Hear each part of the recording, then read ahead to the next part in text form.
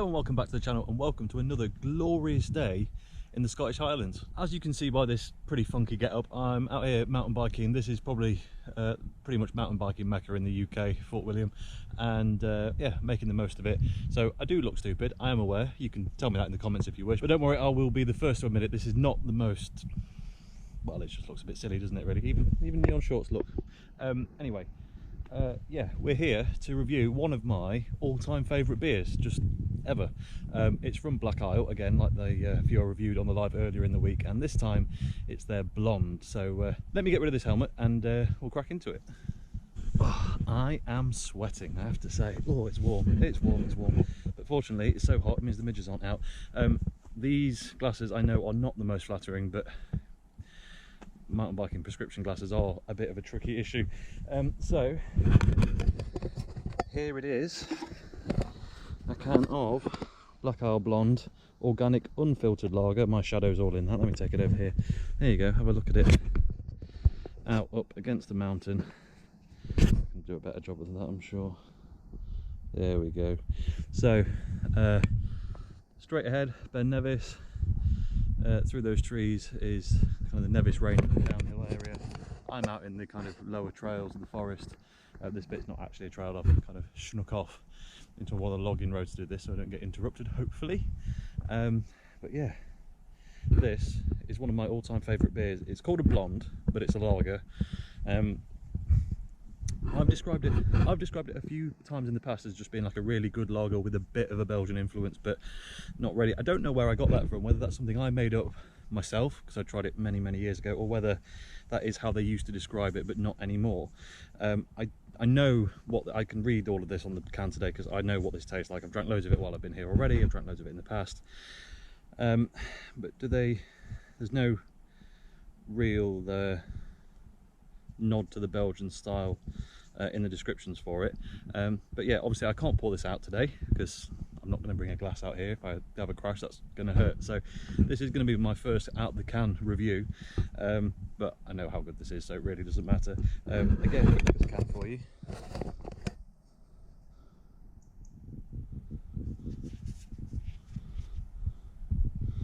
There you go. Appearance is pale straw, tight white foam.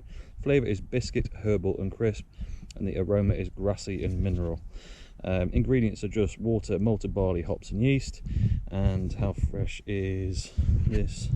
This is good until March next year. So I don't know what the normal kind of shelf life of these are, but it was bought this week at I was about to say at the Black Isle Brewery. I also got some in the local Morrisons because they do sell this in the Morrisons in Scotland, and so I'm not sure actually where this one in particular one is from. Yeah, let's crack into it. I need to find somewhere to place this. This can has been shook around in my backpack for a while now, so hopefully it's not too bad, but a little lively as it has been shook around, but there you go.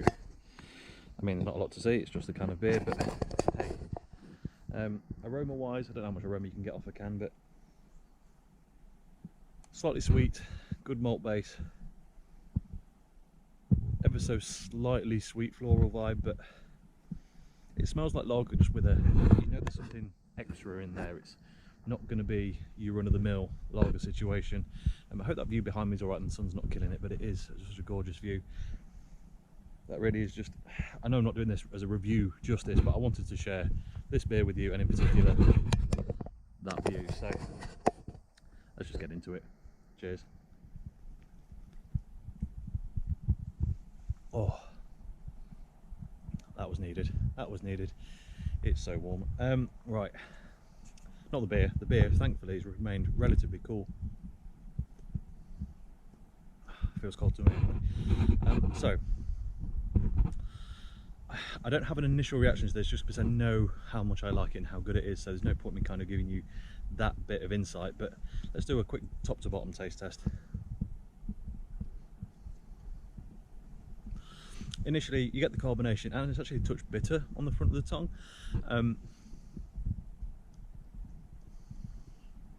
Middle phase, that bitterness washes out almost completely, and you get a bit of that floral kind of grassy component. It's nice, it's fairly sweet but not you wouldn't say it was necessarily a hugely sweet beer. It's just more sweet than it is, say, bitter or anything else.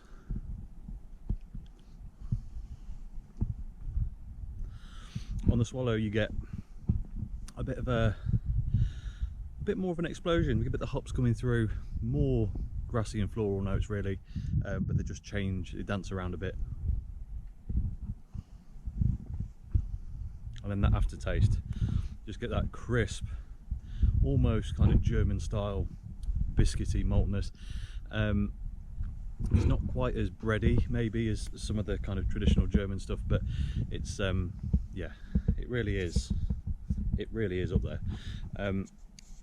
I know how much I have a bit of a thing for this beer, so I don't want to say it's the best beer for everyone, because ultimately if I sing the praises how I genuinely feel about this, everyone will think it's the best beer in the world. And is it technically? Well, I mean, it's a very good one.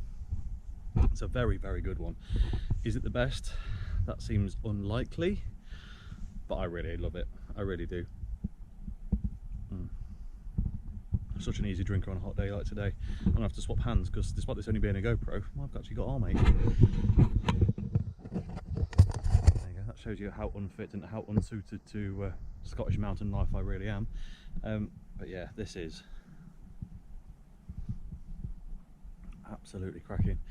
I'm sure there'll be some questions, so I'm going to answer them anyway about the bike. It is an e-bike because ultimately I do drink too much beer and I am lazy. It's a Trek Powerfly LT7. Yeah, if you've got any more questions, you like bike stuff, let me know and I'll do some more on it. But that's my toy.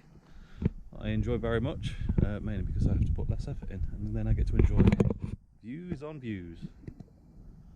Look at that. Not so many views that way. That's trees on trees over there. But boy, look at that. It's an incredible place to be. It really is. It really is. And this beer, there's a criticism I have. They only sell this in 330ml cans, and this is begging out for 440s. And if I'll be honest, pint cans.